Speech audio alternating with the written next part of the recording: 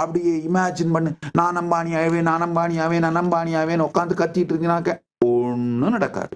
Muller translate பண்ணி அதுக்கு பின்னாடி அதை சார்ந்து ஏகப்பட்ட லிட்ரேச்சர்ஸ் உருவாகி அது ஒரு large atrocity material, misguiding material உருவாகி அந்த மெட்டீரியலை படிச்சுட்டு தான் அறகுறையா இதுங்க கிரியேட்டிவ் விஷுவலைசேஷன், பாசிட்டிவ் திங்கிங், அப்படியே இமேஜின் பண்ணு, நான் அம்பானி ஆவேன், நான் அம்பானி ஆவேன், நான் அம்பானி ஆவேன் உட்காந்து கத்திட்டு இருக்கீங்கனாக்க ஒன்றும் நடக்காது.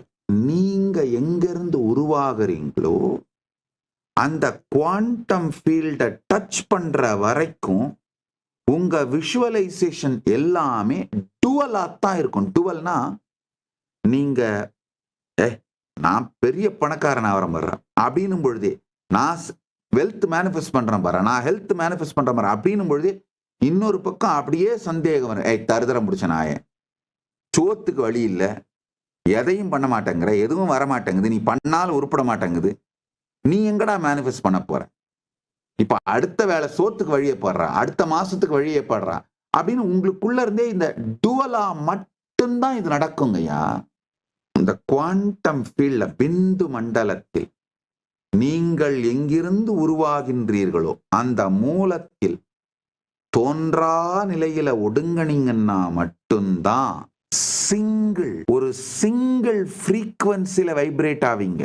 அந்த ஃப்ரீக்வன்சில இருந்து நீங்க மேனிஃபெஸ்ட் பண்ண நினைக்கிறதெல்லாம் மேனிஃபெஸ்ட் ஆயிடும். அந்த ஃப்ரீக்வன்சிக்கு நீங்க போகாம அந்த தோன்றா நிலையில் ஒடுங்காம நீங்க எவ்வளவு இமேஜின் பண்ணி விஷுவலைஸ் பண்ணி பண்ணாலும், விஷுவலைஸ் பண்ணும் பொழுதே அந்த டுவல் பார்ட் ஆரம்பிச்சிருங்கய்யா. இந்த பார்ட் அடிக்கும்.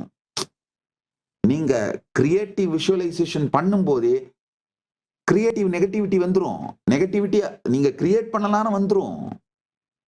எத்தனை பேர் இந்த டுவாலிட்டியில சிக்கிட்டு தவிக்கிறீங்க.